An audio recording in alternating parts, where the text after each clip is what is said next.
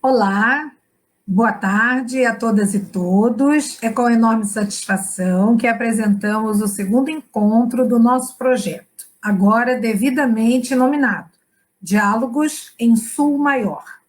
Este projeto é o bom fruto da parceria entre o Laboratório de Pesquisa e Práticas de Ensino em História, do Instituto de Filosofia e Ciências Humanas, da UERJ, a Universidade do Estado do Rio de Janeiro, representada aqui por mim, Ângela Roberti, e por Jaqueline Ventapani. Além disso, a nossa parceria conta com o Núcleo Interdisciplinar de Estudos sobre Ásia, África e as Relações Sul-Sul, do Instituto de Filosofia e Ciências Sociais da Universidade Federal do Rio de Janeiro, sob a coordenação da professora Beatriz Vício.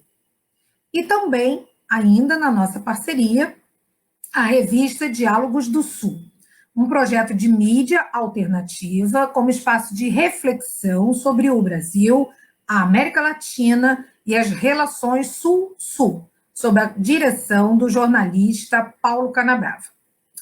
Diálogos em Sul Maior é o diálogo também entre a universidade e a sociedade civil, no qual compreendemos, como foi muito bem colocado pelo nosso colega Paulo em outra ocasião, nossa inserção no Sul global, não apenas como um espaço geográfico ou mesmo geopolítico, mas como uma ideia de desconstrução de hegemonias do Norte, na libertação integral do Sul e busca de um novo horizonte, no sentido integrado de um mundo melhor. E neste encontro de hoje, temos a honra de contarmos com a presença do embaixador Ibrahim Alzeben, representante do Estado da Palestina no Brasil. Lembrando aqui que o Estado da Palestina foi reconhecido pelo Brasil em dezembro de 2010, considerando-se as fronteiras definidas em 1967. O embaixador Alzeben é ainda decano do Conselho dos Países Árabes em nosso país. Foi embaixador, além do Brasil, em Cuba, Nicarágua, Peru, Bolívia, Colômbia e Paraguai. Um trabalho diplomático de mais de 4 décadas na América Latina. O debate hoje ocorrerá de uma maneira um pouquinho diferente do encontro que tivemos anteriormente, no qual recebemos o então embaixador, me perdoem agora que me deu um branco aqui, Celso Amorim, perdoe. Teremos o Paulo Canabrava como mediador e Beatriz Bis fará o debate com o embaixador Alzeben. Como havíamos mencionado em nossas divulgações, considerando que a transmissão está sendo feita por vários canais, o canal do YouTube da Diálogos do Sul e as páginas do Facebook, do LPPE, do NIEAS, da Caderno Terceiro Mundo e também da Diálogos do Sul e Ópera Mundi, pedimos que enviassem previamente as perguntas ao embaixador Alzeben e estas terão prioridade. Entretanto, caso haja tempo, abriremos para algumas perguntas feitas por estes canais. Uma última informação. O programa ficará disponível nos canais do YouTube da Diálogos do Sul, do LPPE-UERJ e do NIEAS, UFRJ, além das páginas no Facebook e no podcast LPPE História Presente. Agradecemos muito a presença do embaixador. Passo agora a palavra para o Paulo, que vai mediar o encontro. Paulo, é com você. Poxa, é um prazer estar aqui com o embaixador Alzeben e nesse projeto que nos qualifica tanto, né, que é o projeto do Diálogos em Sul Maior, né? Pegando aí a ideia de um tom maior da música, nós queremos fazer um diálogo em Sul Maior, porque consideramos o espaço Sul como o espaço de luta anti-hegemônica hoje. A causa palestina é uma tradição aqui do povo brasileiro, né? Pode ter certeza disso, senhor, com a experiência que tem aí. Eu imagino 4 décadas de embaixador aqui na nossa América, não é mais que uma vida. Na década de 80, assim, então, logo nós voltamos do exílio, eu fui editor aqui em São Paulo da Voz Árabe, que era exatamente um jornal impresso, né, para defender a causa palestina. O que foi diálogo, o que foi Caderno do Terceiro Mundo, o senhor acompanhou desde muito tempo, né? Eu gostaria, assim, para iniciar esse nosso bate-papo, nossa conversa, que o senhor contasse um pouquinho da sua vida, né? Como é que o senhor virou embaixador? De onde o senhor veio? Porque, né, 40 anos de embaixador não é qualquer coisa, não é? É uma coisa. Então, sua vida deve ser cheia de altos e baixos, uma vida fascinante aí. Conta para a gente um pouquinho. Bom, boa tarde a todos. Eu, em primeiro lugar, quero agradecer esta oportunidade, essas palavras, estes elogios. A honra é minha para estar com vocês, para estar aqui como a segunda entrevista que vocês fazem e estar depois do excelentíssimo embaixador e ex-ministro Celso Amorim. É uma honra e um compromisso. Quero também expressar que estou com saudade do Rio de Janeiro, vocês estão desfrutando do Rio, e estendo minha gratidão à queridíssima amiga de muitos tempos e de muitos anos, a senhora Beatriz Bisso, que a gente já se conheceu faz muito tempo, várias, digamos, décadas. Durante esta carreira e este caminhar pela causa palestina, pela causa do Sul, que os senhores identificaram muito bem. E uma honra estar com amigos também, que acabo de conhecer agora, é uma honra para mim, a doutora Angela Roberti, o senhor também Paulo, que agradeço suas palavras infinitamente, a Jacqueline e a senhora também que está moderando este evento. Nossa vida, minha vida não é muito diferente da vida de muitos palestinos. Nasci no exílio, nasci na Jordânia, filho de refugiados, que a médula, a coluna vertebral da causa palestina. Tive meus estudos primários e secundários na Jordânia e depois tive a oportunidade de estudar e sair a Cuba e conhecer este hemisfério lindo, ao qual já fico ligado desde 1975. Obviamente trabalhei em vários países e me sinto identificado, tanto que muitos colegas dizem que eu sou latino-palestino. Mais latino que palestino, mais palestino que latino, pero enfim, me identifico com este hemisfério, com suas causas e com suas lutas. Estou no Brasil faz 12 anos e tive trabalhos em vários países de Latinoamérica, com o qual, repito, que me identifico com sua luta, com a luta pelo progresso e pela soberania, pelo avanço, pela conquista de direitos humanos e pela dignidade.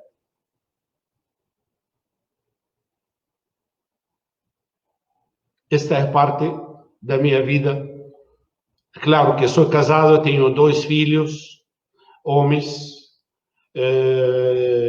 já um de 22 e outro de 19 anos. E espero cumprir com a expectativa de vocês, Beatriz, e Paulo, e Angela, e também Jacqueline esta tarde, e todos também espectadores.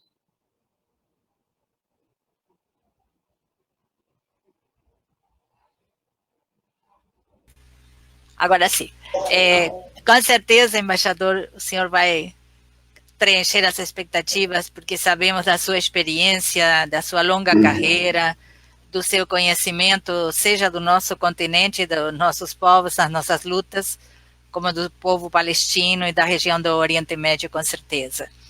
E justamente em relação ao Oriente Médio, nós tivemos há poucos dias essa notícia que foi dada ao mundo com bombo e circunstância na Casa Branca, de que foi chamado um acordo importantíssimo, gestionado, mediado, enfim, por o presidente Trump, né, de reconhecimento de Israel pelos Emirados, por Bahrein, né, aparentando, na forma como foi apresentado, um grande passo para a paz na região.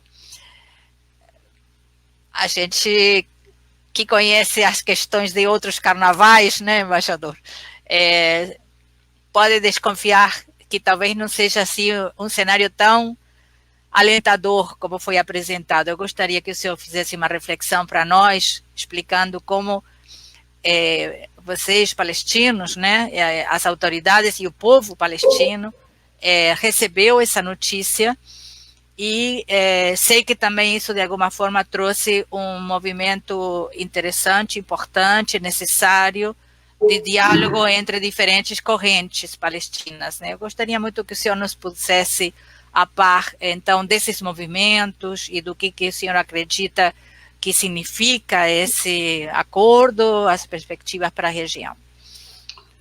Bom, muito obrigado, Beatriz, novamente pela oportunidade. Este é um acordo que nós rechazamos. Em bom espanhol, nós não aceitamos o que nos corresponde como Estado de Palestina, como povo palestino. Independentemente de que são dois países árabes, são dois países soberanos e que procuram seus próprios interesses. Mas, de fato, eles foram objeto de muita pressão por parte dos Estados Unidos, por parte de Israel, pero especialmente por parte dos Estados Unidos, para salvar tanto Trump como Netanyahu. Isto, em primeiro lugar, o fato de fazer este tipo de acordo alegando que é pela causa palestina é uma falácia. Uma falácia, e a senhora acabou de dizer que é um carnaval. Existe uma unanimidade árabe. Desde a criação da Liga Árabe, em 1945, até aquele momento de que a causa palestina é a médula, é a coluna vertebral, e é uma unanimidade de todos os países árabes. Existe um conflito, existe uma guerra entre Israel e os países árabes. Nós procuramos a paz, pero não fugir 7.000 quilômetros e fugir da realidade, que é a questão palestina. O fato de normalizar relações com Bahrein, com Emirados, com qualquer outro país, é fugir da verdadeira causa deste conflito, da verdadeira causa da inestabilidade naquela região. Portanto, nós não aceitamos esse tipo de questionamento. Entendemos que estes países podem estar procurando seus interesses intrínsecos, seus interesses pessoais e nacionais, mas acaba prejudicando a unanimidade árabe, acaba prejudicando este consenso internacional que a causa dos conflitos na região é a questão palestina, é a ocupação israelense dos territórios, é a negativa de Israel de aceitar a criação do Estado da Palestina, já anunciado desde 1947. Nós não aceitamos este acordo, não aceitamos nenhum outro acordo. Se querem normalizar eles acabam entrando em conflito com a Liga Árabe, acabam entrando em conflito com um conjunto de resoluções da legitimidade internacional. Então, isso tem muito a ver com o momento eleitoral lá dos Estados Unidos, né? O voto pentecostal, né? Os neopentecostais agora têm uma corrente que é sionista. Eles querem colocar a causa de Jerusalém como uma causa religiosa desses neopentecostais, e o voto deles está levando o Trump a assumir esse tipo de atitude que está contrariando todas as normas internacionais, todos os acordos da ONU. Não é? Agora, antes de entrar nisso, eu queria pedir para Jaqueline Ventapani contar um pouco o que foi o processo para a gente chegar ao reconhecimento do Estado palestino. Houve todo um processo e a Jaqueline vai contar essa história, porque é muito importante isso também. Na verdade, eu vou pedir até ao embaixador, boa tarde, embaixador, é uma honra para nós contarmos com a sua presença aqui. Boa tarde a todos e todas que estão nos assistindo. Bom, na verdade, eu não vou contar essa trajetória, eu vou falar um pouquinho sobre as relações da questão palestina com o Brasil e perguntar para o senhor, né? Nós temos, assim, a região do Oriente Médio, ele vai ganhar uma importância muito grande para o Brasil, especialmente após a crise do petróleo, aquela primeira crise do petróleo, em 1973. E isso vai levar a uma reorientação, uma nova orientação, na verdade, da política externa brasileira, e, curiosamente, ocorre num momento que, para o Brasil, era um momento delicado, né, um momento difícil.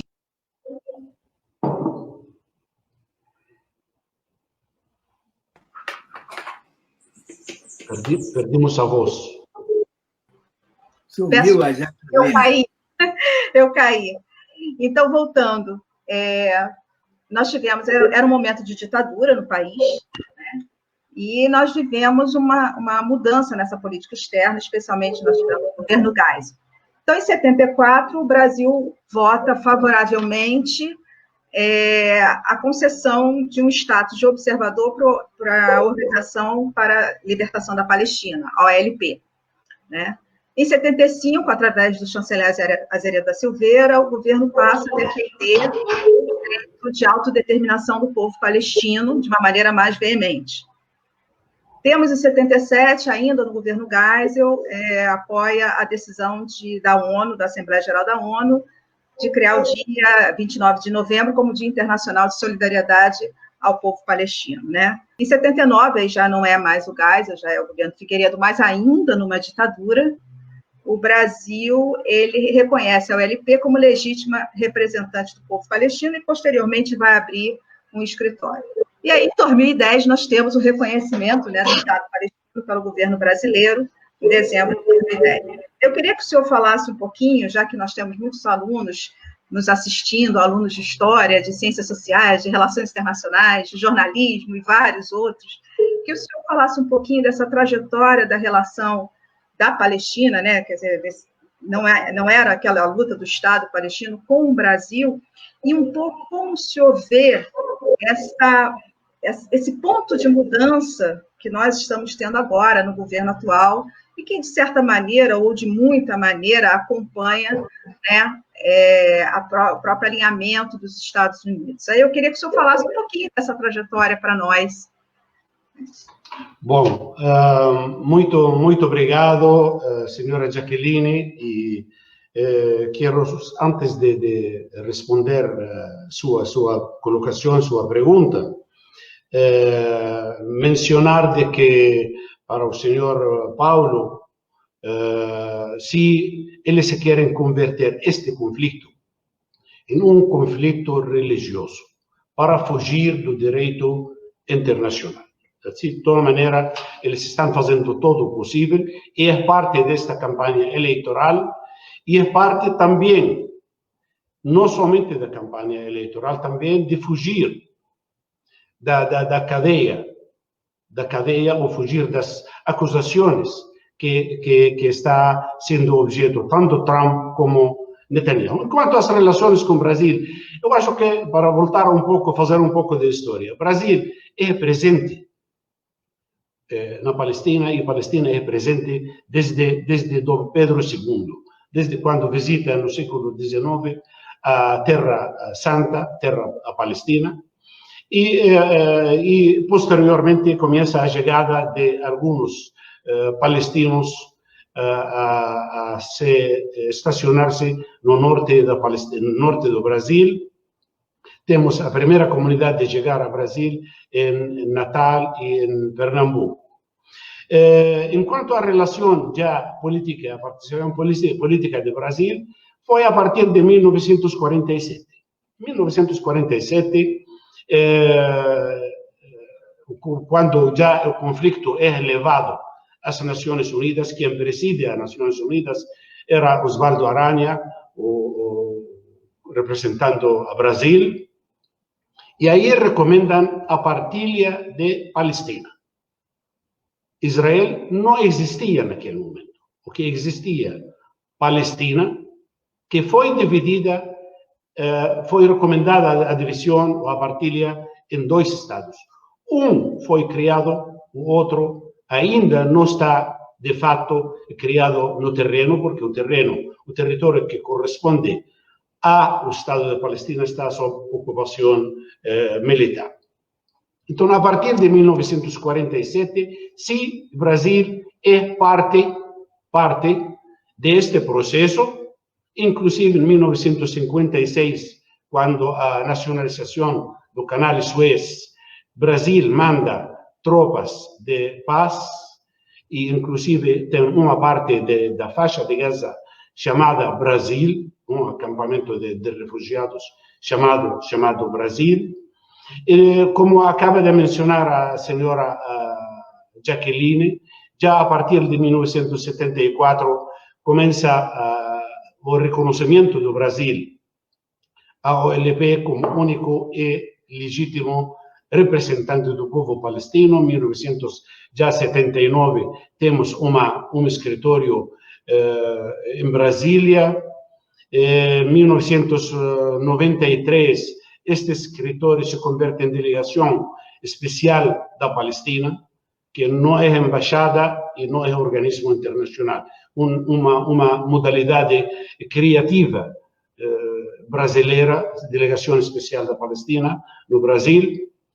E a partir do dia 2 de dezembro de 2010 já funciona como embaixada do Estado da Palestina no Brasil. O Brasil teve participação desde que se abre também um escritório brasileiro em Ramallah, já se estabelece esta reciprocidade, e o Brasil oferece grandes ajudas, tanto no terreno político como no terreno material e prático, fazendo doações, incentivando e apoiando setores de saúde, de educação, de esporte, algo que realmente reconhecemos ao Brasil e agradecemos infinitamente. A senhora pode visitar Palestina nestes momentos e você vai apreciar que tem muitas bandeiras brasileiras aí, vai encontrar muitos, inclusive, falando português e, sobretudo, adorando este Brasil. Nós agradecemos muito ao Brasil, apesar de todas as circunstâncias, talvez, que vivimos na atualidade. Enquanto a chegada do novo governo do senhor presidente Bolsonaro, é um governo comprometido com Israel, algo que nós não questionamos, é algo que não interferimos no sentido político de dizer o que deve fazer um governo, o que não deve fazer. O que sim nos corresponde é também enfrentar o que nos toca, o que nos atinge, o que prejudica. Nós não interferimos na relação de Brasil com Israel ou com qualquer outro país do mundo. Agora, quando já atinge nossos interesses, nossa causa, sim, obviamente a gente vai ter que interferir e vai ter que se posicionar. Reconhecer a Jerusalém como capital de Israel é uma agressão à Palestina, porque Jerusalém Oriental é a capital do Estado da Palestina. E antes da existência, inclusive, do Estado de Israel em 1947, 1948. Trasladar a embaixada para Jerusalém é reconhecer a ocupação, dar legalidade à ocupação, algo que não podemos aceitar. Obviamente, neste caso, temos que deixar um espaço para a diplomacia, um espaço para seguir conversando e, obviamente, inclusive esta conversa esta tarde com vocês, que nós agradecemos, demonstra que não estamos sozinhos, que contamos com amigos e contamos com gente que entende a essência da questão palestina. Não perdemos a esperança, apesar de tudo, e acho que devemos deixar um espaço para diplomacia e para seguir mantendo este diálogo com a sociedade brasileira, com a classe política brasileira e com o governo brasileiro. Acaba de ser mencionado agora, digamos, designado um novo embaixador, eu acho que é carioca, acho que é Alessandro Cândias, que está substituindo a Francisco de Holanda. Este é um passo, consideramos, importante para seguir mantendo este diálogo, para seguir mantendo as relações neste nível diplomático. Confiamos no bom senso da classe política, da sociedade civil e também dos amigos brasileiros. Embaixador, a gente está percebendo um movimento de que Israel caminha para a política de um só Estado. Desde que eles se declararam um Estado teocrático, inclusive aqui eu sinto, em conversa com judeus, com a comunidade judaica, alguns, inclusive progressistas, já estão aderindo a essa tese de um só Estado, dois povos. Isso aí, eu queria uma reflexão sua. É possível um Estado e dois povos, sendo Israel um Estado teocrático? Obviamente, é uma contradição. Pode ser a longo prazo, se vamos ter que conviver todos em um só espaço e encontrar uma nova maneira de conviver. E nestes momentos, é impossível de conviver com um Estado teocrático, é impossível conviver com a ocupação. O povo palestino precisa ter seus direitos nacionais inalienáveis, seu direito à autodeterminação. O segundo capítulo da Carta Magna das Nações Unidas consagra a autodeterminação como princípio básico, inclusive a própria Constituição do Brasil. Vocês escutam o senhor presidente, escutam o chanceler, fala autodeterminação dos povos. Nós exigimos nossa autodeterminação, que podemos decidir o dia de amanhã entre israelenses e palestinos, sob a base do direito internacional, sob a base dos direitos civis e políticos, igualdade. Isto já vamos deixar isto para o futuro. No momento atual, é prematuro falar de um Estado com duas nações. Acho que nestes momentos devemos nos desfazer e acabar com a ocupação do território palestino, exercer nossa autodeterminação, criar nosso Estado e de Estado a Estado, de tu a tu, negociar e para alcançar um tratado de paz que permite uma compreensão entre as futuras gerações. Beatriz Bício. Beatriz Bício, você com a palavra. Beatriz, está me ouvindo? Você com a palavra. Sim. Embaixador, quando eu visitei a Palestina pela última vez, e que foi a primeira vez que eu fiz uma visita como acadêmica, as outras minhas visitas, várias, muitas, em diferentes momentos, tinham sido como jornalista, eu tive a ocasião de visitar a Embaixada Brasileira em Ramallah, né? Em Ramallah, e ver o importante papel realmente que estava desempenhando essa embaixada em levar a solidariedade, colocar o Brasil com sua expertise em diferentes campos para uso, né, para usufruto das necessidades múltiplas dos palestinos, né? Então, realmente, independentemente do que o governo, né, decidir, eu acho que o senhor está certo de que a solidariedade do povo brasileiro é enorme em relação aos palestinos, e essa embaixada, de alguma forma, para além do papel simplesmente burocrático, eu senti que era um lugar onde se acolhiam iniciativas múltiplas também. Queria dar esse depoimento. Mas também nessa visita, e aí eu queria que o senhor explicasse isso, porque não sei se é de conhecimento de muitos dos nossos alunos, né? Eu tive a primeira visão em loco, né, do muro, né, um muro do qual pouco se fala muito do muro que Trump queria construir, né, na fronteira sul com o México. Se celebrou o final do muro de Berlim, e há um silêncio, né, em relação ao muro que Israel construiu, inclusive para além do que já era absolutamente fora de qualquer norma internacional, do avanço territorial que já tinha, e com o muro avançando ainda mais sobre terras palestinas. E uma novidade que eu não tinha visto nas minhas visitas anteriores, porque não existia esse muro nas outras visitas que eu fiz, né, já há alguns anos atrás.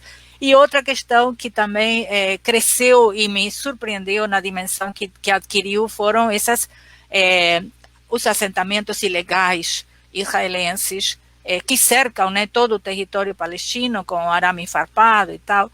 E essa é uma realidade extremamente violenta que o povo palestino sofre diariamente, né? O muro e os assentamentos que são extraterritoriais, bandeiras israelenses em território palestino, arame farpado, ruas que os palestinos não podem transitar, né? Eu queria que o senhor nos explicasse um pouco como estão vendo esse tema, esse desafio tremendo para qualquer possibilidade de paz, e vou emendar com uma questão que o senhor acabou não explicitando e me parece importante. Na minha primeira intervenção eu mencionei que tenho lido, pelo menos, e eu gostaria que o senhor ratificasse se isso é assim mesmo, que tem havido, em função das novas iniciativas de Trump e de Netanyahu, uma aproximação de diferentes tendências políticas palestinas, procurando realmente um novo patamar construtivo, unitário, para enfrentar esses desafios, né? Eu queria que o senhor, por favor, explicasse em que pé está isso. Obrigada. Sim, Beatriz. Quem cria muro, um muro de 8 metros de altura, sim, é porque não quer conviver com o vizinho. Não quer ver o vizinho. Não quer uma relação com este vizinho. Nós consideramos que tanto israelenses como palestinos nós precisamos de pontes e não de muros. Portanto, este muro é ilegal. A Corte Internacional de La Haya deu seu parecer faz muitos anos que isso é ilegal e que está sendo que esto obstaculiza qualquer entendimento entre palestinos e israelenses, entre o povo palestino e o povo israelense. Nós, quando assinamos o acordo de paz, aquele acordo de Oslo, 1993, se suponia que em 1999 ou 2000 já o Estado palestino é uma realidade e que não haverá mais assentamentos, digamos, construção de assentamentos durante este período transitório. O que encontramos hoje, o que é a mesma coisa que a senhora encontrou, foi surpreendida. Tem 600.000 colonos dentro do território palestino, do território do Estado palestino, onde o Estado palestino deve ser construído. Este muro e estes assentamentos criam uma realidade, de fato, que impede a criação de um Estado palestino viável e com continuidade territorial. Praticamente é um lego este território palestino agora com a presença destes colonos e com a presença das colônias e dos assentamentos dentro do território. Seja o que for, todas estas práticas, tanto muro, anexação de Jerusalém, anexação de alturas de Golán, criar assentamentos, todos são contrários ao direito internacional. Este direito internacional, que tanto Israel, com o apoio dos Estados Unidos, estão praticando, estão dando suas espaldas ou suas costas para este direito internacional. Queiram ou não, são os únicos, praticamente Israel e Estados Unidos estão contra o mundo inteiro, porque estão contra o direito internacional. A base de solução não pode ser, de jeito nenhum, uma base religiosa. Tem alguém que está dizendo que Israel não é um Estado teológico. Não. No momento que se declara um Estado judeu, o judaísmo é uma religião. Portanto, é Estado teológico. No momento que outro país se autodenomina Estado Islâmico, é um Estado teológico. Quando um Estado se autodenomina Estado cristiano, é Estado teológico. De toda maneira, a solução, tanto a solução como o conflito, não é religiosa. Palestina quer e deve e tem que estar presente, porque está presente muito antes desta nova divisão. O que foi dividido é o Estado da Palestina. O que foi dividido é o território palestino, no qual foi incrustado, colocado, inventado, imposto Israel. Com todo isso, não quer dizer que estou negando a existência do Estado de Israel. Nós aceitamos desde 1988 o Estado de Israel, reconhecemos o Estado de Israel. Quem não reconhece o Estado da Palestina é o Estado de Israel. Quem está fazendo todo o possível, todos os dias, a toda hora, fazendo esta solução impossível. Praticamente em psicologia, se você não reconhece seu erro, se você não reconhece suas debilidades, a cura vai ser muito difícil. Portanto, é muito difícil para Israel, nestes momentos, encarar a situação se não reconhece o que aconteceu desde 1948 até o momento. Nós não perdemos a esperança, nós confiamos de que o futuro pertence à verdade, não pertence... Quantos anos passaram desde o processo da colonização? A colonização acabou. Quantos tempos e quantos anos passou o nazismo, e cometendo horrores, holocausto, limpeza étnica? Acabou. Sempre vai prevalecer a verdade. Claro, o preço está sendo muito alto para nós, temos 7.000 presos, temos nosso meio ambiente devastado, temos Gaza, a faixa de Gaza ocupada ou cercada, 2 milhões de habitantes vivem em condições infra-humanas, e, inclusive, encontramos que tem duas versões agora no mundo. Ou a versão da narrativa de Trump e sua companhia, neste caso Netanyahu, ou o direito internacional. Nós nos apegamos ao direito internacional, nós tivemos nossas dificuldades, é muito normal. Um país que está ocupado faz mais de 70 anos, obviamente que vai ter várias tendências políticas, várias narrativas, várias visões. Quando 78% do território já não é teu, é normal que 78% da população vai estar inconforme. E por tudo isto, nós, faz 3 semanas atrás, todos os contingentes da OLP, inclusive aquelas que estão fora da OLP, como Hamas e Jihad Islâmico, nos reunimos para encarar e enfrentar que, sem unidade nacional, não podemos alcançar nossos objetivos. E esta unidade nacional é uma realidade, um imperativo que nós devemos de conquistar como palestinos. Vamos a trabalhar e esperamos que os atores regionais e internacionais ajudem. Esta divisão interna não é porque o povo palestino está dividido, porque também tem fatores externos, regionais, que estão interferindo e, obviamente, cada um quer impor seu ponto de vista.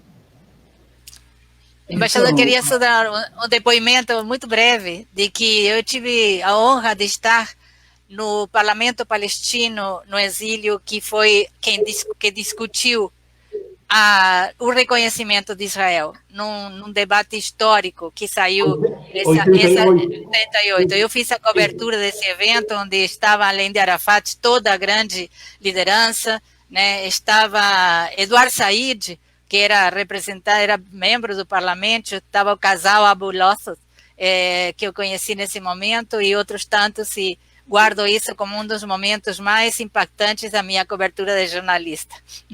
Não, realmente foi um momento que uma honra para nós, e um privilégio para todos. Neste caso, foi um momento. Sim. Naquele momento eu estava em Bolívia e a gente cantava esperanças de que foi um exercício muito doloroso para nós, porque nós tivemos que reconhecer que abrimos mão de 78% do território em troca da paz.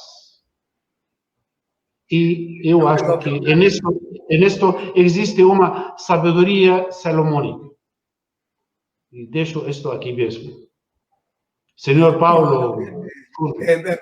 Beatriz havia perguntado como estão os entendimentos para a unificação dos grupos, né? Você tem aí o Fatah e o Hamas.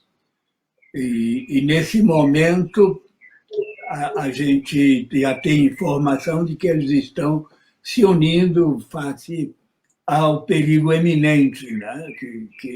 que apresenta essa expansão de Israel através dos atos do Trump, né? Este é um processo que está avançando. Nesta próxima semana haverá uma segunda reunião entre todos os contingentes para já colocar aquela plataforma em prática. Sem dúvida, nós temos diferenças. Temos diferenças ideológicas, temos diferenças políticas, só que o desafio é maior agora. Não é um momento de uma luta ideológica, é um momento de enfrentar a ocupação e enfrentar todas aquelas manobras que querem apagar o nome da Palestina. Portanto, vamos ter que deixar de lado estas diferenças ideológicas e enfrentar o que exige o momento atual. Enfrentar esta narrativa de Trump-Netanyahu que quer acabar e aniquilar a questão palestina. Queria ver se a Jaqueline tem mais alguma coisa para... Eu ia fazer, porque nós temos perguntas do público, eu só ia fazer uma pergunta muito rápida, né? Assim, sabe-se que o Líbano recebe muitos refugiados palestinos. Eu queria, se o senhor pudesse falar um pouco, como fica a situação desses refugiados, que já teve uma situação tão difícil, diante da crise que está acontecendo agora no Líbano. Acho que esse tema dos refugiados é um tema muito sensível, né? Então, só se eu falasse rapidamente para que o público, nós pudéssemos passar algumas dessas perguntas. Obrigado, Jacqueline. Obrigado desde nossa diáspora, em 1948, mais da metade do povo palestino, temos 6,5 milhões de palestinos refugiados. Muitos deles vivimos em campos de refugiados, 58 campos de refugiados. E falando do Líbano, não é só Líbano, a quem expresso nossa solidariedade pela tragédia que acabou de passar, também na Síria, que foram objeto de ataque, inclusive por aquelas forças que atacaram os campos de refugiados na Síria. Nossos refugiados são refugiados várias vezes. Tem uns que saíram da Palestina para Gaza, de Gaza foram expulsos para Iraque, de Iraque para a Síria, de Síria para a Jordânia, alguns que acabaram chegando, inclusive, aqui do Brasil. A médula, eu falei no início, a coluna vertebral da causa palestina é a questão dos refugiados. Quando 88% da população palestina, mediante um processo de limpeza étnica em 1948, foram expulsos do território onde foi criado o Estado de Israel. Portanto, se não tem uma solução real para esta questão, todo será uma perda de tempo. Segundo as resoluções das Nações Unidas, existe a resolução 194, o Israel está obrigado a tratar o assunto dos refugiados conforme esta resolução 194. Tem direito a retorno, a indemnização, e Israel tem que reconhecer, isso que eu falei no início, Israel tem que estar frente a este espelho, a classe política israelense, e reconhecer o que aconteceu. Não podemos, a memória não se apaga. E se eles contam que com esta iniciativa de Trump, que a gente vai esquecer, nós não vamos esquecer. Se tivéssemos esquecido, já faz mais de 70 anos, a primeira geração faleceu. E o que está enfrentando a ocupação é uma nova geração que, inclusive, nasceu durante a ocupação. Não sigam contando e não sigam fugindo do compromisso de enfrentar a realidade. Existem refugiados e precisam recuperar seus direitos, do mesmo jeito que aqueles que foram vítimas, com quem, inclusive, expresso minha solidariedade, aqueles que foram vítimas do Holocausto, eles foram recompensados. Os regimes que cometeram este Holocausto tiveram que reconhecer. Israel tem que reconhecer sua responsabilidade. Do mesmo jeito, inclusive, através dessa tribuna, Inglaterra tem que reconhecer sua responsabilidade. Inglaterra foi a causa de todos os males que aconteceram no momento, em 2 de novembro, promete criar um lar para os judeus. Não por amor aos judeus, é por preservar seus interesses, por interesses do canal... Amor ao dinheiro dos Rothschild. Exatamente, é por amor ao canal Suez, aquela via marítima importantíssima, e por interesses também do petróleo, que acaba nascendo como fonte principal e está sendo, por el momento também, uma fonte principal. Analisem por que temos tantos conflitos naquela região. Até o momento, ontem, faz 2 dias, aquele conflito. O gás, o petróleo, a situação estratégica. Assim que Inglaterra, voltando, tem que reconhecer sua responsabilidade histórica. E o primeiro passo é reconhecer ao Estado da Palestina. Inglaterra ainda não reconhece. Embaixador, nós vamos abrir para o público, mas eu queria lhe colocar uma questão que é importante também, sobretudo nós temos alunos aqui ouvindo. Da mesma forma como eu mencionei na última visita que encontrei o importante papel da Embaixada e dos brasileiros na solidariedade com o povo palestino, eu encontrei muitos jovens israelenses que, arriscando, inclusive, quando voltavam para o território de Israel serem presos, estavam lá solidariamente com os palestinos. E eu acho que isso também é pouco conhecido, pouco divulgado, porque não há liberdade suficiente nos meios de comunicação de Israel para dar voz àqueles que lutam justamente pela libertação da Palestina dentro de Israel. Eu gostaria que o senhor fizesse uma palavrinha e em seguida a gente abre para o público. Nossas mãos e o nosso coração está aberto para todos aqueles que são solidários e que reconhecem que o povo palestino tem direito ao igual que eles. Eu saúdo todos os israelenses que trabalham conjuntamente conosco pela paz, um setor minoritário, é importante e que tem toda nossa consideração. Do mesmo jeito que um palestino que expressa seus desejos e expressa suas ideias políticas é perseguido, também do mesmo jeito os israelenses. O melhor exemplo está sendo Ilan Pappé, que todos conhecem aqui, Beatriz, você chegou a conhecer pessoalmente, e que tem seus livros, e que acabou fazendo aquela confissão por escrito sobre a limpeza étnica que praticou Israel contra os palestinos. Assim que toda a nossa consideração e carinho a todos os israelenses, a todo judeu que também expressa seu desejo de viver em paz e harmonia conosco. Eu sei que tem perguntas, né, do público. Sim, Podemos. Temos aí dos alunos. Né?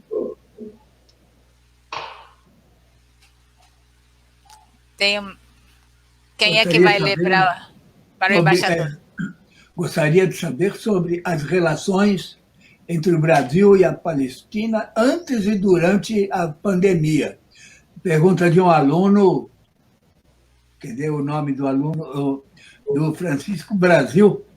Né? As relações são boas.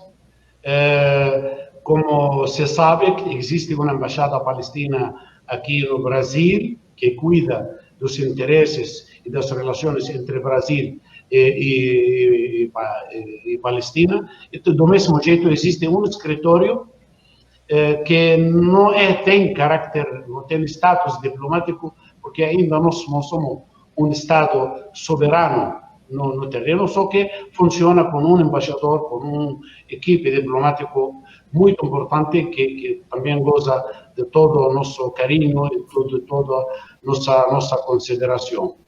Durante a pandemia, o Brasil fez doações importantes para nós, para combater esta pandemia, este flagelo que atinge toda a humanidade, e nós agradecemos todo tipo de apoio que está brindando o Brasil, não somente para a Palestina, inclusive com muito altruísmo, com muita consideração, esta mão que foi estendida ao Líbano, depois daquela tragédia do porto de Beirute, que também sempre coloca o Brasil em um patamar muito importante.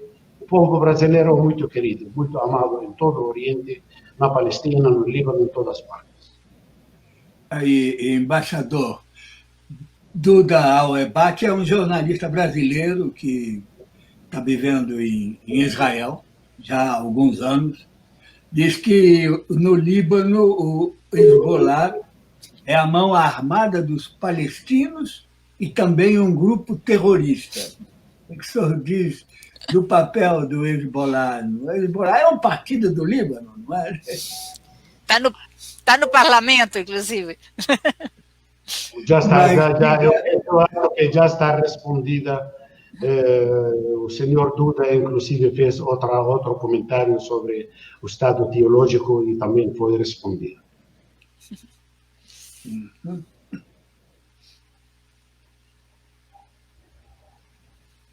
Bianca de Jesus, jornalista do jornal Inverta. O mundo enfrenta um desafio da pandemia do coronavírus.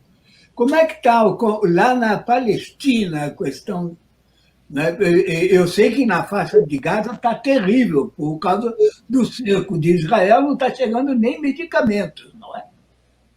Não, a pandemia está na sua segunda volta, vamos dizer, segunda onda na Palestina, em Israel. Como sabe que Palestina e Israel é um só território que não é fácil de controlar o movimento e lamentavelmente estamos enfrentando uma situação muito delicada com a falta de recursos para poder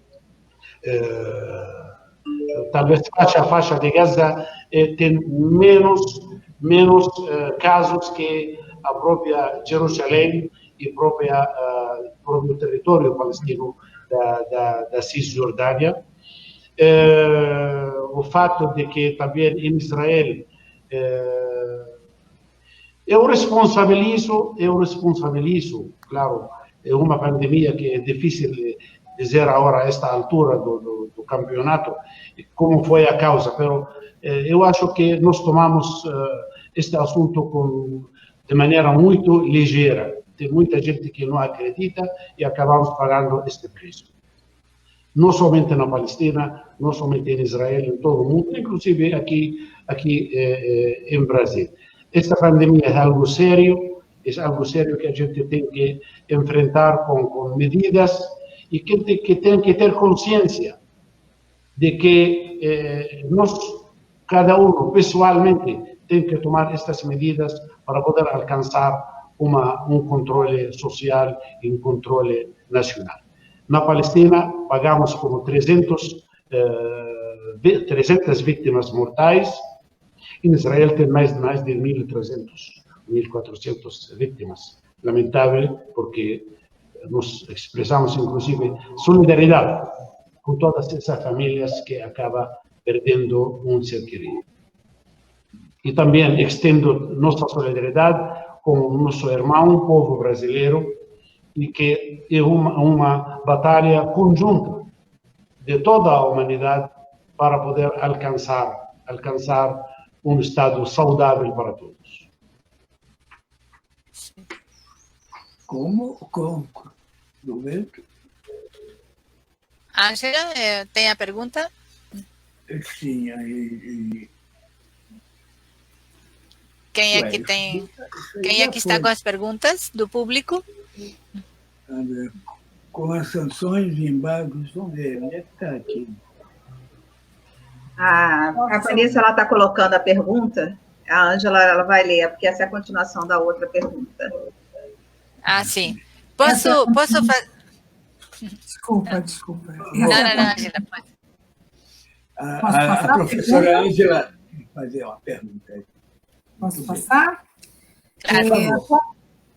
Como as sanções e embargos provenientes do governo de Israel ao povo palestino e seu território, que vão além das agressões militares, gostaríamos de saber como o governo e o pessoal médico está tomando as medidas sanitárias e cuidados gerais diante da Covid-19, diante dessas criminosas sanções impostas pelo governo de Israel. Essa é a pergunta que lemos aqui, que chegou para a gente. Nós temos o nome de quem fez a pergunta? Eu acho que, em parte esta pergunta foi respondida. Sim. É difícil, digamos, um território que estamos compartilhando, que é Palestina e Israel, Palestina, território, movimento de colonos, etc. É muito difícil de controlar esta situação. Nós, cada vez que descobrimos, por exemplo, uns casos em um povoado, se declara estado de emergência naquela localidade.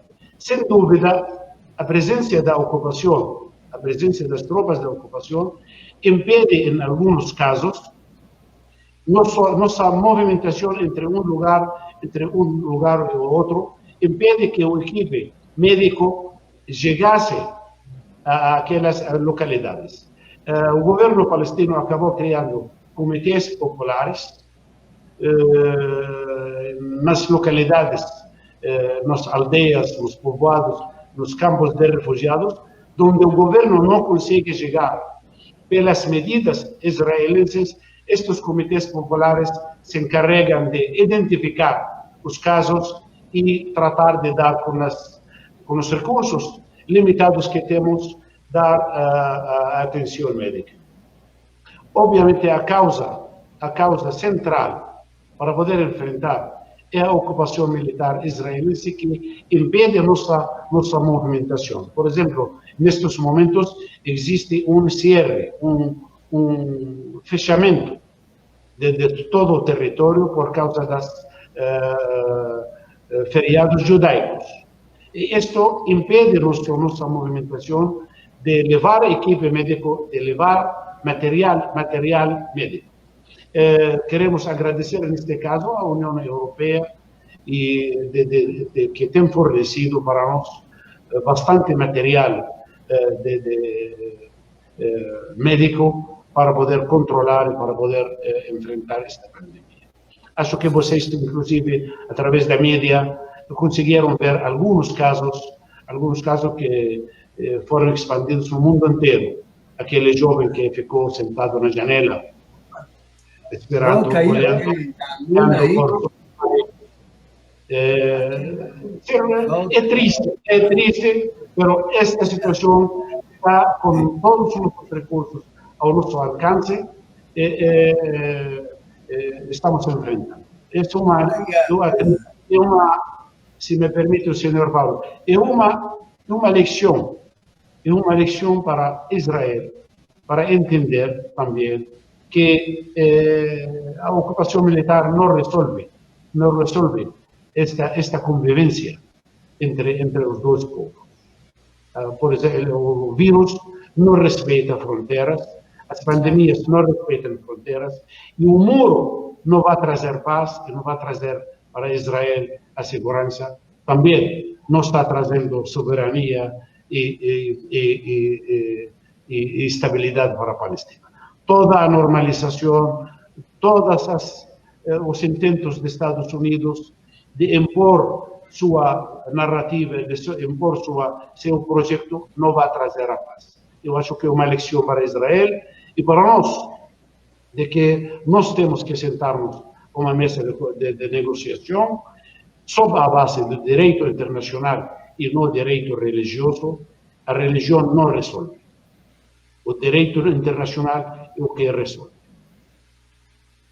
Exatamente. Veja aí a Beatriz Corsino, aluna do curso de Relações Internacionais da UFRJ, de que modo as relações da Palestina com os outros estados do Oriente Médio foram abaladas ou fortalecidas pela pandemia.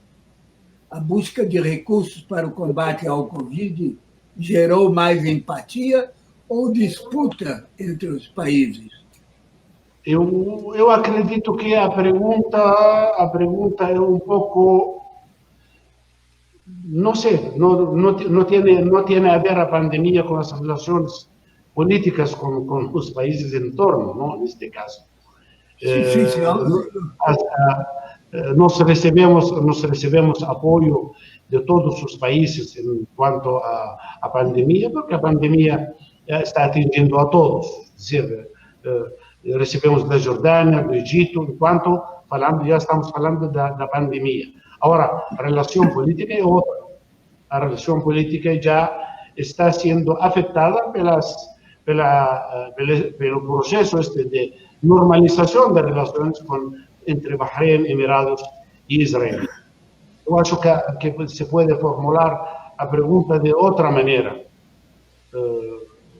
para Daniel. Daniel. Posso ler a pergunta? Ele já respondeu, embaixadores. Daniel Souza, aluno do curso de Ciências Sociais. Aqui, Kathleen Maria Lynch. aluna do pós-graduação de História. Senhor Ibrahim, o senhor considera que há ou houve uso excessivo da memória do evento de Shoah para legitimar a construção do Estado judeu? Bom, nós não aceitamos, no século XXI, voltar à época da Idade Média, de construir um Estado sob uma base teológica. E, como do mesmo jeito, não aceitamos criar um Estado islâmico na Palestina, não podemos aceitar também que na Palestina se cria um Estado judeu, nesta Palestina histórica, que vai excluir outros. Neste território existem judeus, existem islâmicos, existem cristianos de diferentes tendências. Portanto, ser excluyente não resolve o problema. É claro, ter e manter e preservar a fé judaica é algo que eu devo apoiar, e apoio, do mesmo jeito que eu apoio também aqueles que têm credo e têm fé cristiana e muçulmana, eu tenho que respeitar e apoiar. O Estado não pode ter uma religião. Este é o nosso modo de entender. Isso voltar antes da Revolução Francesa. Eu acho que será um retrocesso para toda a humanidade. Nós reconhecemos ao Estado de Israel como um Estado nacional, sim, com todos os seus componentes. Lá temos quase 2 milhões de árabes, cristianos e muçulmanos. Tem outras também, tem outros de outras religiões ou de outras ideologias. Assim que nós não aceitamos, não compreendemos criar no século XXI um Estado sob uma base teológica.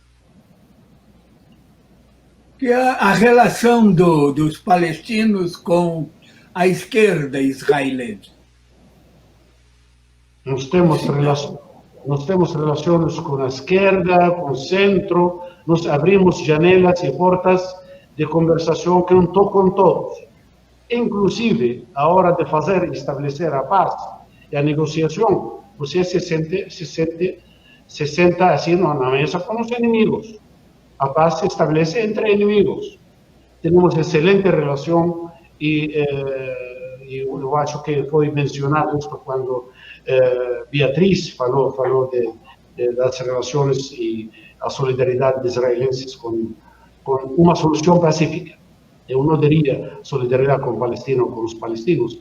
Esta esquerda e este grupo de israelenses, independentemente de sua tendência, querem a paz e querem viver em paz e compartilhar, partindo daquele espírito de 1947.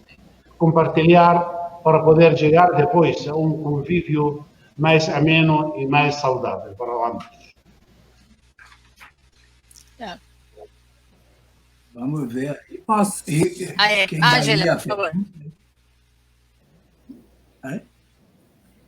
Posso ler a pergunta do Igor Aguiar Rodrigues? Ele diz o seguinte: gostaria de um comentário do embaixador sobre o fato do dia 14 de julho, onde o Estado da Palestina foi removido do mapa virtual no Google Maps. Bom, entramos em contato com o Google e houve uma campanha na qual, inclusive, nós participamos. Google disse que nunca foi colocado o Estado da Palestina. Portanto, não foi removido, segundo o Google. Portanto, fizemos uma campanha, senhores, é hora então de colocar que a Palestina e o Estado palestino seja colocado no Google. Assim que é hora, e pedimos, inclusive, através dessa tribuna, que o Google também se atualize, que a Palestina existe, que Palestina existiu, e se tivessem qualquer dúvida, eles podem voltar, inclusive, ao Antigo Testamento, não somente a 1947.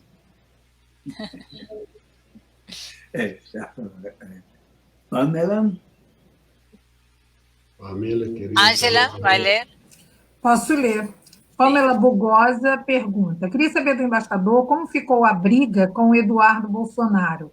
Ele se desculpou ou a diplomacia brasileira foi jogada no lixo naquela situação?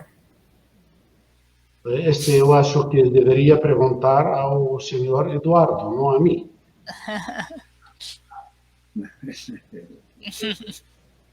Já são assuntos muito internos e haveria que perguntar, neste caso, ao senhor Eduardo, que é parlamentar, que é o filho do presidente. Embaixador, não exclui, não se mete em assuntos internos da política brasileira. E acho que o senhor Paulo também concorda comigo, não? Não precisamos mais discórdias e problemas, não?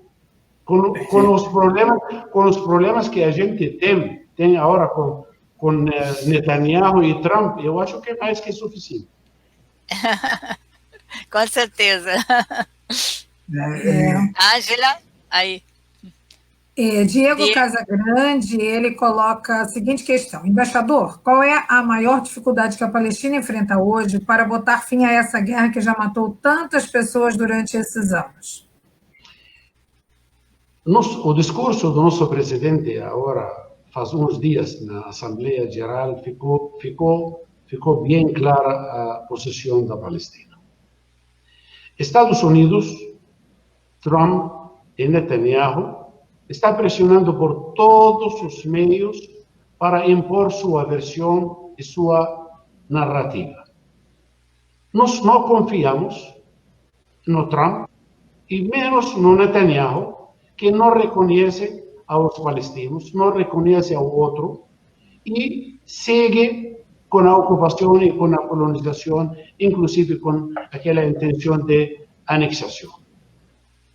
Nós, desde 1988, e Beatriz estava presente na Argel, em 1993, apostamos numa solução de 2 estados para 2 povos, que pode acontecer depois, inclusive já isto foi mencionado, vamos deixar isto para as futuras gerações.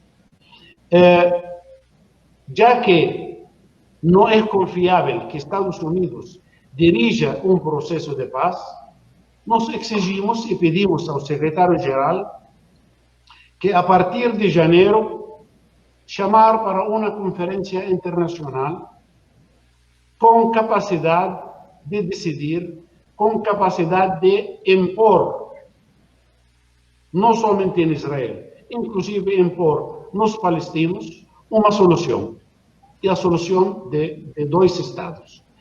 Não excluímos, obviamente, não podemos excluir nesta conferência internacional aos Estados Unidos, só que os Estados Unidos não pode ficar como o dono, o único patrão deste processo. Parte deste consenso internacional existe quarteto, fundamentalmente nas Nações Unidas, existem uma série de resoluções desde 1947 que serve como base para preservar os direitos de Israel, segurança, em continuidade, em viver em paz, e também que preservasse os direitos nacionais inalienáveis, baseados na Carta Magna, baseado naquele direito sagrado à autodeterminação. Existe o território palestino que nós aceitamos. Nós, em 1988, aceitamos 22% em troca da paz. De todos os 100% da Palestina, aceitamos 22%. Nós não abrimos mãos, e isto está avalado pelo direito internacional, avalado pelas resoluções do Conselho de Segurança. Não é um capricho, não é uma imposição nossa. A comunidade internacional diz que a Palestina deve aceitar 22% e por fim a este conflito. Nós aceitamos este mandato da comunidade internacional. Nós acompanhamos esta comunidade internacional. Quem não acompanha é Israel. Portanto, esta comunidade internacional tem uma responsabilidade histórica conosco. Incluímos aí Inglaterra, França, Europa, todos os países, aqueles que... Tem muitos países que reconhecem, dizem que 2 estados para 2 povos. Inclusive Inglaterra, 2 estados para 2 povos. Bom, por que não reconhecem então outro estado? É hora de que a comunidade internacional pressionar tanto a palestinos como a israelenses como a árabes para aceitar os mandatos e esta base do direito internacional, as resoluções da ONU, ou talvez qualquer iniciativa que pode superar, mas não ao modo americano, de impor e de que o palestino tem que esquecer. Nós não vamos a esquecer, nós vamos a seguir, continuar Solução tem que ter o palestino na mesa, na busca de solução. Sem o palestino na mesa, é uma busca falsa, por todos os pontos de vista. Tem uma pergunta aí, Ângela? Temos uma pergunta do Rafa Soriano, que ele diz o seguinte: por favor, pergunta sobre o anúncio pelo Fatah e Hamas da decisão por eleições gerais. Ele é um jornalista do MST. Temos um prazo de 6 meses para a realização de eleições, em primeiro lugar, locais nos territórios palestinos, Gaza, Cisjordânia e Jerusalém Oriental, para escolher o parlamento local, posteriormente as eleições presidenciais e depois eleições do Conselho Nacional Palestino, que é o parlamento da OLP. Esperamos que em 6 meses consigamos já realizar este direito e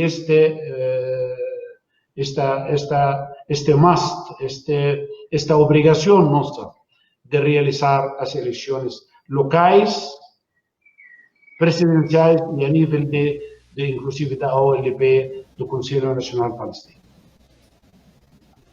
O que não é fácil. Outra pergunta aqui.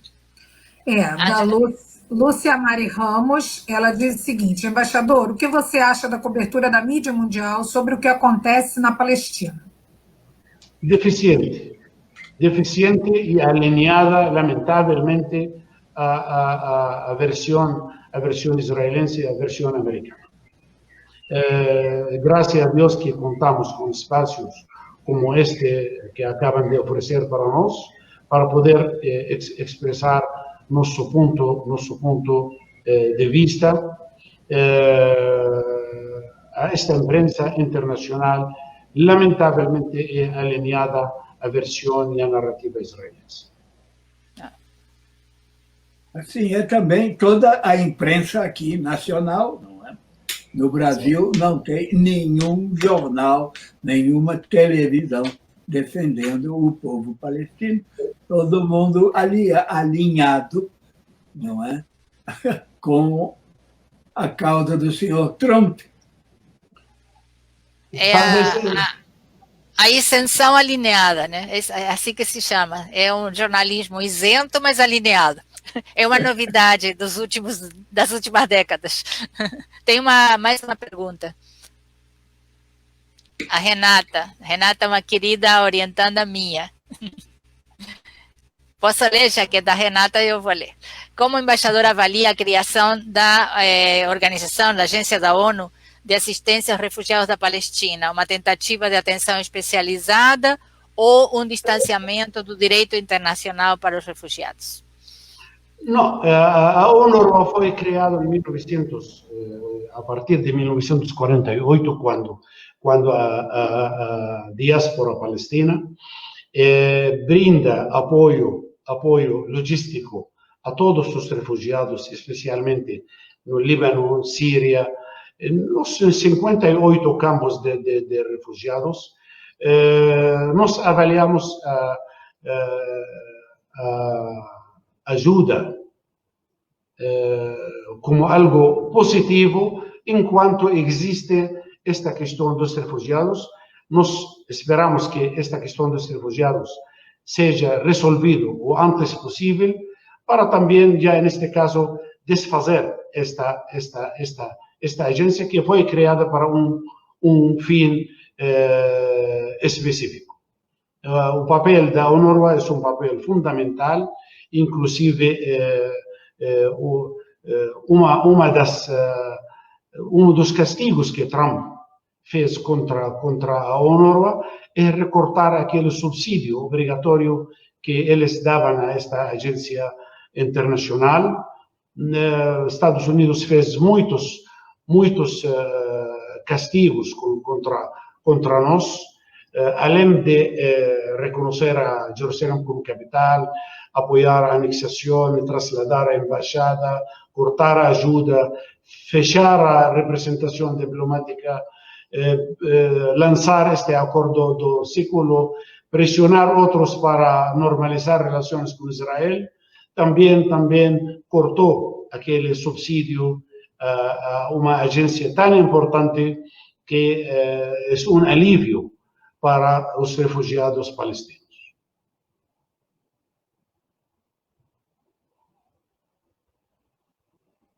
Coloca com toda a propriedade que existem meios de um jornalismo independente que se apoiam à causa palestina. E é verdade, a gente estava falando da mídia mainstream, não das mídias alternativas, né? Tem uma outra pergunta. Sim, eu acho que estamos chegando ao nosso final. Né, mas tem uma pergunta importante, Paulo, que eu acho interessante que o embaixador possa... essa pergunta é interessante porque o embaixador pergunta-se, né, se há algum canal de informação sobre a Palestina que o embaixador pudesse recomendar. Eu acho que isso é de interesse para todos os que estão nos acompanhando. Eu acho que seria bom se o senhor que acaba de fazer a pergunta pode mandar seu e-mail, e com muito prazer vou mandar para ele não somente canais, também alguma bibliografia e alguns websites que é muito difícil agora mencionar para não acabar caindo que estamos promovendo um contra o outro. Pode haver ciumeira, embaixador, de uns e outros. Então, neste caso, para não cair nisto, podem mandar, senhora Beatriz, tem nosso e-mail, meu telefone particular, que não é um segredo, um telefone público, com muito prazer. E, inclusive, qualquer dúvida, se querem saber, se querem perguntar, com muito prazer, podem usar tanto o telefone, WhatsApp, o e-mail da embaixada. Embaixador, o tempo está terminando, mas é uma questão que é uma inquietação minha de muito tempo que não tive a oportunidade de lhe colocar, e eu acho que até o público pode se interessar nessa questão, que é o seguinte: depois de muitos anos, a França acabou, os médicos, enfim, que trataram de Arafat, acabaram reconhecendo que ele tinha efetivamente sido envenenado. Eu me lembro de ter lido essa reportagem com muito tempo depois do episódio, né, da morte do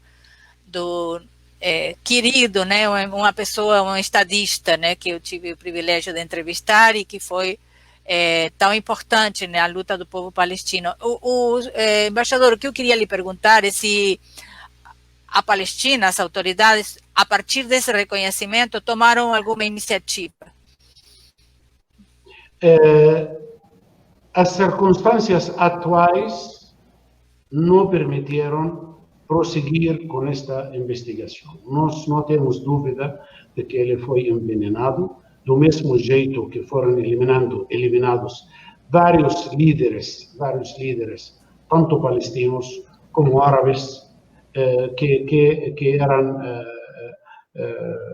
constituíam um tropeço e uma pedra no caminho dos projetos coloniais, tanto de Israel como dos Estados Unidos. De toda maneira, vai chegar um momento e nós não perdemos a esperança e também não perdemos este direito de seguir investigando a morte de nosso líder, o saudoso líder Yasser Arafat, fundador da causa palestina, fundador da Palestina contemporânea.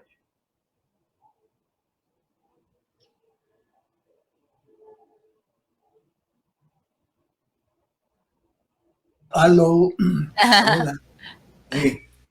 Estão me ouvindo agora? Estão me ouvindo? Sim. Sim? Pedir para a professora Ângela fazer suas considerações finais, depois a Jaqueline Ventapani fazer suas considerações finais, aí depois a Beatriz Bício, e em seguida o embaixador responde às questões colocadas pelas 3 professoras e vamos dar por encerrado esse magnífico debate sobre a Palestina. Aí, Ângela. Ok, obrigada. Embaixador, eu agradeço muitíssimo pela sua presença aqui conosco. Acho que foi fundamental, dentre tudo que você falou, me permita chamá-lo de você, eu queria destacar o fato de que a busca da paz, né, no nosso planeta é tão necessária, né, sobretudo na região do Oriente Médio, sobretudo na região da Palestina. Ela nos mostra, por exemplo, que violência, construção de muro, ocupações, nada disso é caminho para se buscar a paz, muito pelo contrário. São práticas que tendem a levar à exclusão, à segregação, à eliminação do outro. E isso é algo extremamente preocupante, sobretudo nesse momento que a gente se encontra. Estamos no século XXI, acreditávamos que a razão prevaleceria, acreditávamos, né, nos nossos valores civilizacionais, e nada disso, na verdade, nós estamos vendo muito pelo contrário. Hoje, cada vez mais, com a chegada da extrema-direita ao poder em alguns países, inclusive aqui no Brasil, a gente vem se assustando com determinadas narrativas e até mesmo com determinadas práticas. E aí eu queria, se o senhor pudesse, antes de se despedir, falar alguma coisa a respeito da ameaça à cultura palestina, diante de tudo que está se vivendo hoje na região. Então, eu gostaria de encerrar essa minha participação, agradecendo muitíssimo e pedindo, se o senhor puder, que faça algumas considerações sobre isso. Como é que a gente pode, de uma certa forma, colaborar no sentido da preservação dessa cultura palestina tão ameaçada diante dessas ocupações e diante dessa segregação que a gente está vendo? Obrigada. Jaqueline. Bom, eu vou falar só mesmo um agradecimento ao embaixador. Realmente é uma aula, eu acho que é importante trazermos essas questões, especialmente, como eu falei antes, nós temos um público de muitos jovens, muitos alunos de vários cursos, acaba sendo um conhecimento um pouco distante deles, muitas vezes.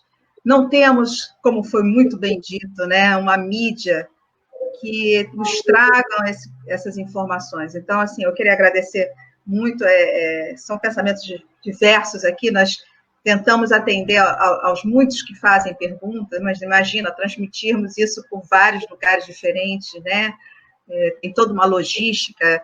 Eu deixo aqui agradecimento à Vanessa, eu deixo agradecimento a uma equipe de alunos que fica conosco aqui dando suporte, e é um pouco complicado, às vezes, encaixar tudo, o funcionamento, mas é excelente, foi uma aula, realmente, de história contemporânea, e, principalmente, eu reforço o que a Ângela disse, e, muitas vezes, o que o senhor disse, né, que eu acho que é uma reflexão em torno da questão da paz, né? Muros não trazem paz, nunca trouxeram e jamais trarão, né? Então, eu queria agradecer muitíssimo a sua presença, foi uma honra para todos nós, né? E para todos que estão nos ouvindo também. Muito obrigada.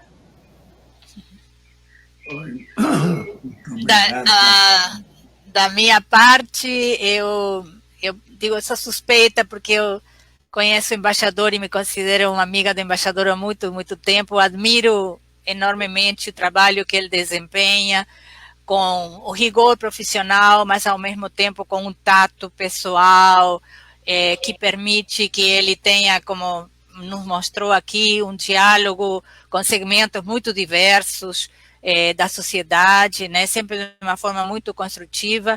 E, por outro lado, também posso dizer que sou suspeita porque eu acompanho a causa palestina e o problema também do lado de Israel desde a década de 70, e eu aprendi muito com o povo palestino do que significa amor à pátria, amor à terra, né? E a possibilidade de transferir de geração em geração esse amor, essa dedicação a uma causa, por mais que seja uma causa que por momentos parece que se fecham as portas, mas a bandeira da Palestina, do Estado palestino, é carregado de geração em geração, e isso só pode ser um motivo de orgulho e um motivo de admiração de todos nós.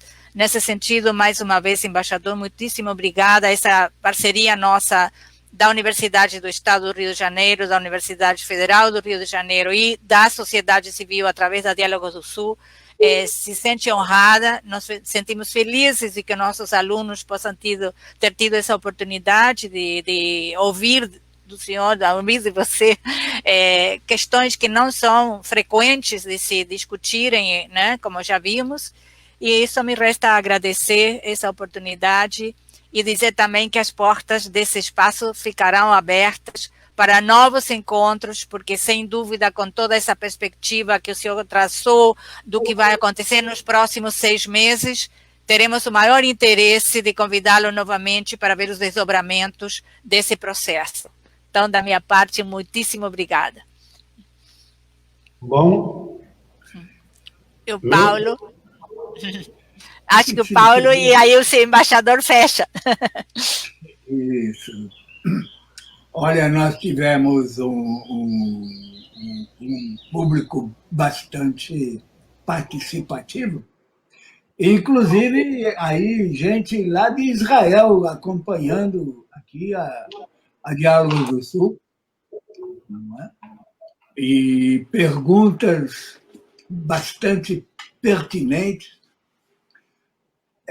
Para Diálogos do Sul, né, essa parceria com 2 universidades é realmente muito importante, motivo de grande orgulho para nós. E orgulho que é aumentado aqui com a presença do embaixador, decano do corpo diplomático, né, e que deu essa magnífica aula aí para todos nós. Diálogo do Sul é isso, embaixador. Diálogo do Sul é isso. É uma trincheira dos povos em luta que está inteiramente à sua disposição. Bom, eu quero agradecer profundamente as palavras de carinho que acabo de receber e também este espaço muito, muito importante para nós. Palestina agradece, não somente eu. Todo o meu povo agradece, porque nós precisamos deste espaço. Um dos pontos mais importantes, eu acho que a questão palestina teve que enfrentar, é tratar de anular ou apagar a voz e a imagem da Palestina. E, portanto, quando eu agradeço este espaço, é porque sabemos a importância de que nossa voz possa chegar. Assim que quero agradecer a todos os alunos que estavam presentes. Eu vi algumas mensagens de gratidão e de agradecimento e de reconhecimento, meu reconhecimento e minha gratidão a eles. E digo para esses alunos, estudem e aprofundem seu conhecimento. Estamos vivendo num mundo que está praticamente uma etapa nova da vida.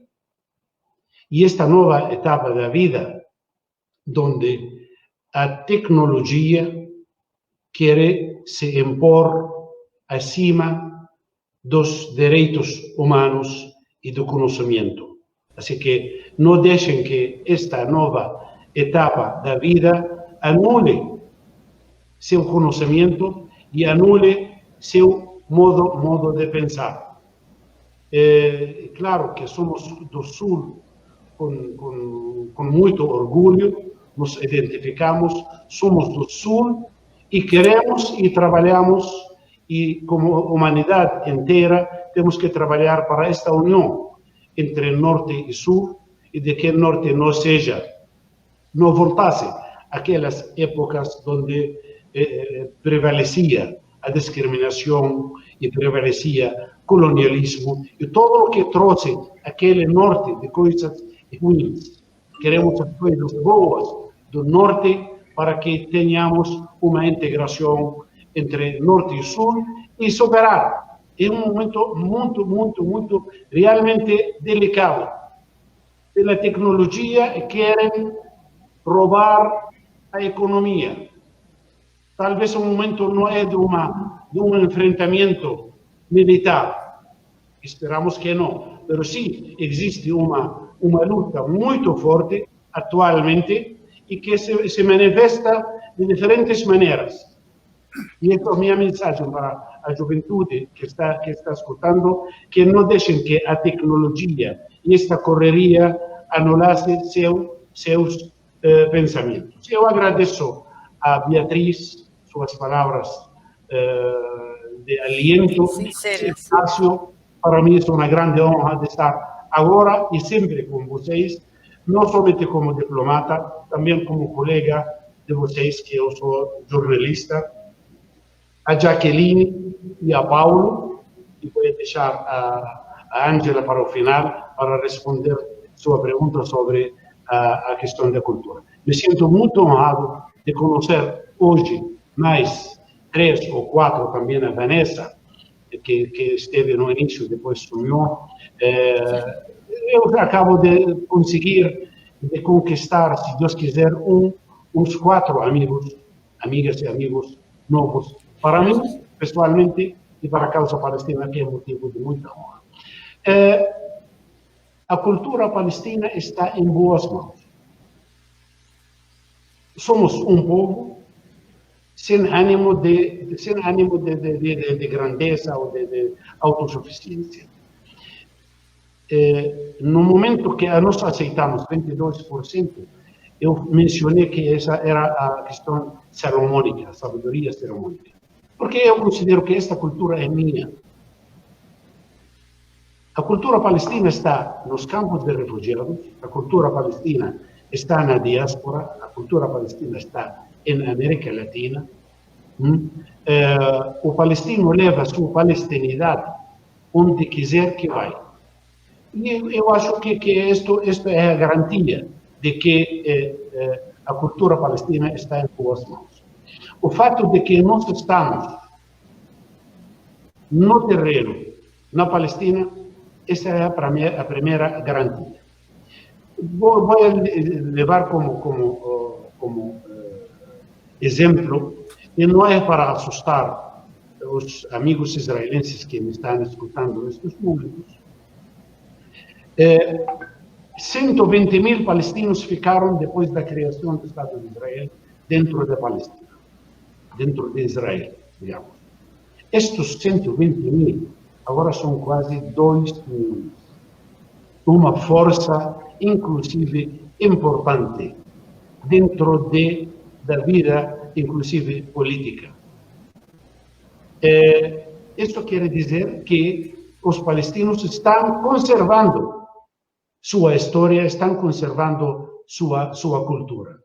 Visitando campos de refugiados, você vai encontrar os bordados, a comida, o assento,